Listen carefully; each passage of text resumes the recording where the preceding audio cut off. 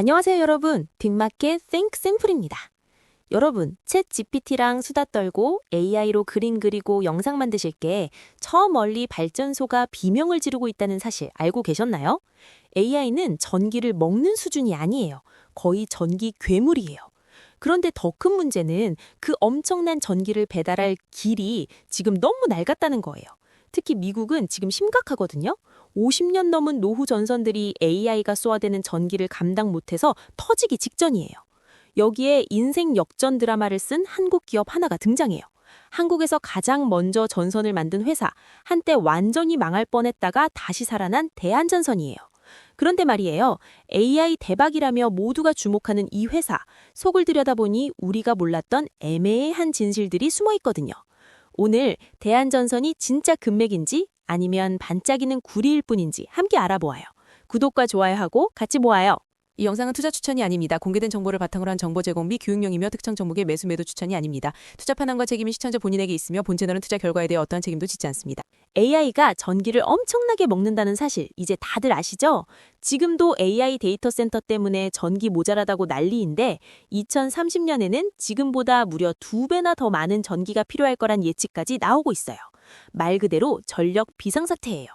그런데 발전소를 아무리 지어도 그 전기를 데이터 센터까지 실어나를 길, 즉 전선도 너무 낡아서 바꿔야 돼요.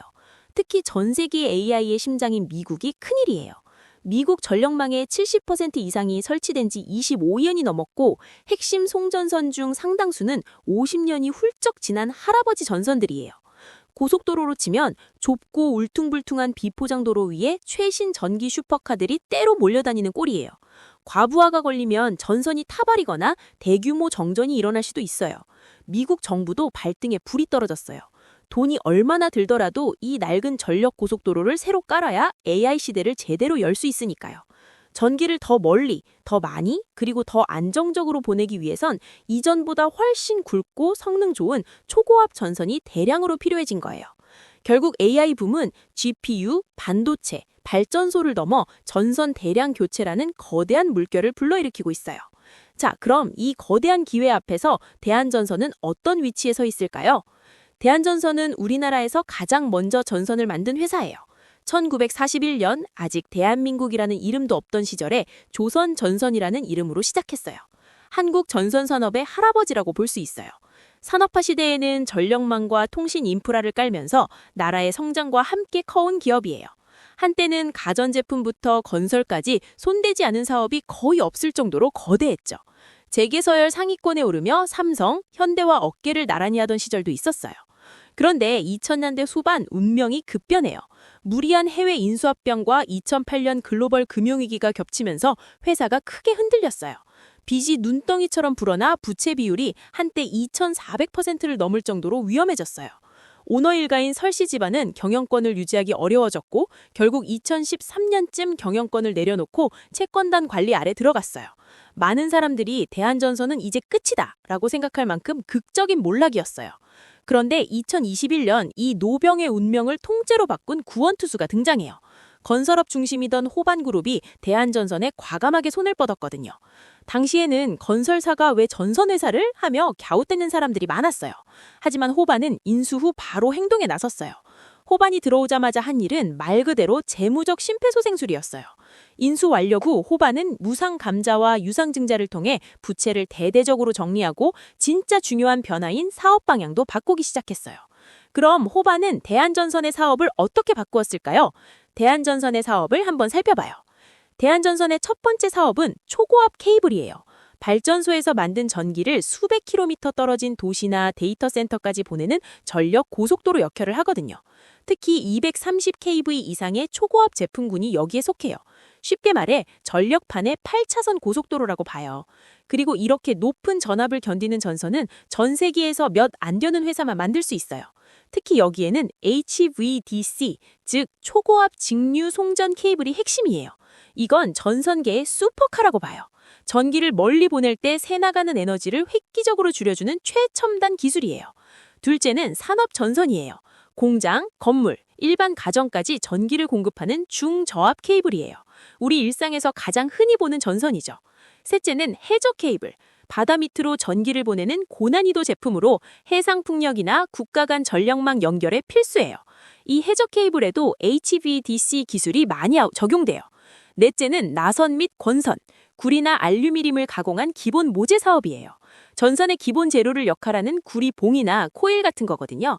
기술 차별화가 적고 구리 가격에 따라 이익이 크게 좌우되는 박리 다매형 사업이라 남는 돈은 많지 않아요. 이 넷 중에서 AI 붐으로 가장 큰 수혜를 기대하는 건 초고압 케이블, 특히 HVDC 그리고 해저 케이블이에요. AI 데이터 센터는 일반 전기와 달리 엄청난 양의 전기를 한꺼번에 장거리로 효율적으로 보내야 해요. 기존 교류, AC 방식으로는 멀리 갈수록 손실이 커지는데 HVDC 방식은 그 손실을 크게 줄여 안정적으로 전기를 공급할 수 있어요. 미국의 낡은 전력망을 교체할 때도 유럽과 아시아의 해상풍력 확대 프로젝트에서도 이 HVDC 기반 초고압 해저 케이블이 핵심이에요. 호반그룹 인수 후 대한전선은 이 고부가 가치 영역에 올인했어요. 충남 당진에 해저 케이블 1공장을 준공한 데 이어 640kV급 HVDC 해저 케이블을 생산할 해저 2공장을 짓고 있어요. 공장 규모는 축구장 30개 정도이며 국내 최고 높이인 187m짜리 최첨단 VCV 설비를 도입할 계획이죠. 생산 능력이 기존 대비 5배 가까이 늘어나는 셈이에요. 또한 국내 유일의 해저 케이블 포설선 팔로스홀을 확보하고 해저 시공 전문 회사까지 인수하면서 생산, 설계, 시공까지 가능한 턴키 솔루션 기업으로 빠르게 진화하고 있어요. 덕분에 안마 해상풍력, 싱가포르, 카타르 등 국내외 대형 프로젝트 수주가 이어지고 있어요. 자, 이렇게 AI 시대에 꼭 맞는 고부가 가치 사업에 집중하고 있는데 수주는 어떻게 되고 있고 실제 매출과 영업이익으로는 얼마나 이어지고 있을까요? 대한전선은 최근 수주 잔고가 사상 최대를 기록했어요. 2025년 말 기준으로 3조 6,633억 원을 기록했죠. 호반그룹 인수 전인 2021년 약 9,455억 원이었던 것에 비하면 거의 4배 가까이 폭발적으로 늘어난 규모예요. 특히 초고압과 해저 케이블 중심으로 미국, 유럽, 싱가포르, 카타르 등 해외 대형 프로젝트를 많이 따냈죠. 그런데 수주가 이렇게 많이 쌓였는데 막상 실제 매출과 영업이익을 들여다보면 아직 좀 애매한 면이 있어요.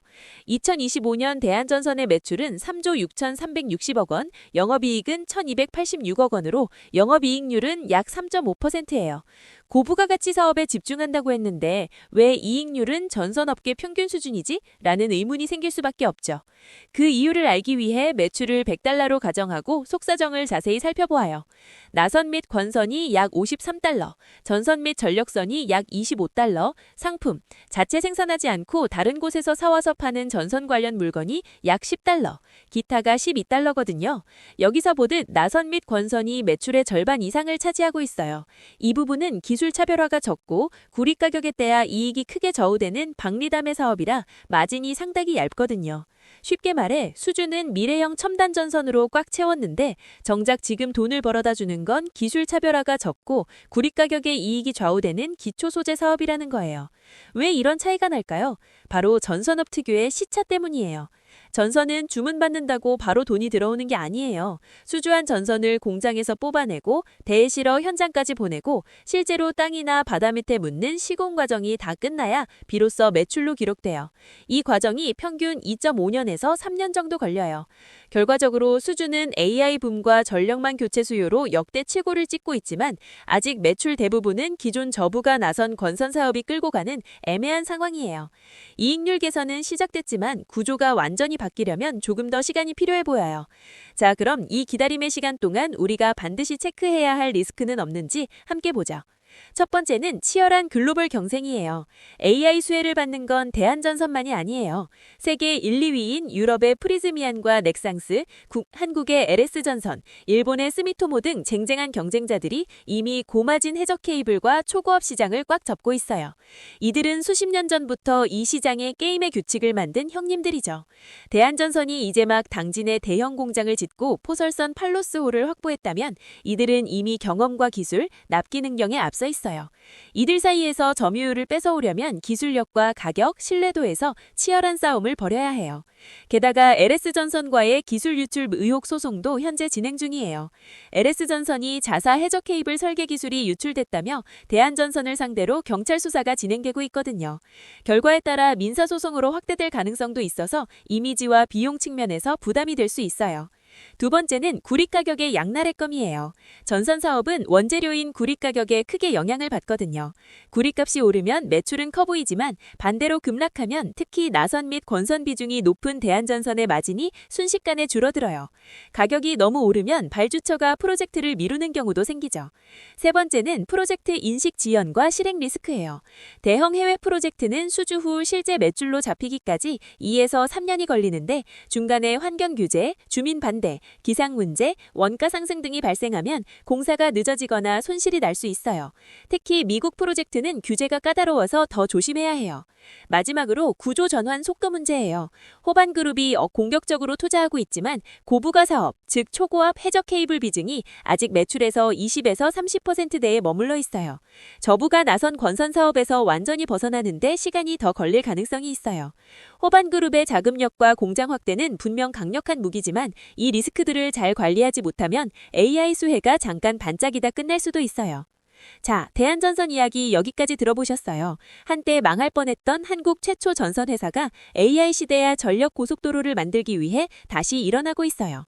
수주는 이미 폭발적으로 늘었지만 아직 매출 대부분은 저부가 사업이 끌고 가는 애매한 상황이에요. 과연 대한전선은 치열한 글로벌 경쟁과 구리 가격 변동, 프로젝트 지연이라는 리스크를 이겨내고 진짜 고부가 구조로 성공적으로 전환할 수 있을까요? 아니면 AI 붐의 수혜를 잠깐 반짝이다 끝날까요? 이 회사의 미래는 결국 고부가 사업 비중을 얼마나 빠르고 안정적으로 늘리느냐에 달려 있어요. 오늘 영상이 대한전선을 조금 더 쉽게 이해하는 데 도움이 되셨다면 구독과 좋아요 부탁드리고 다음 영상에서도 재미있는 이야기로 찾아뵐게요. 감사합니다.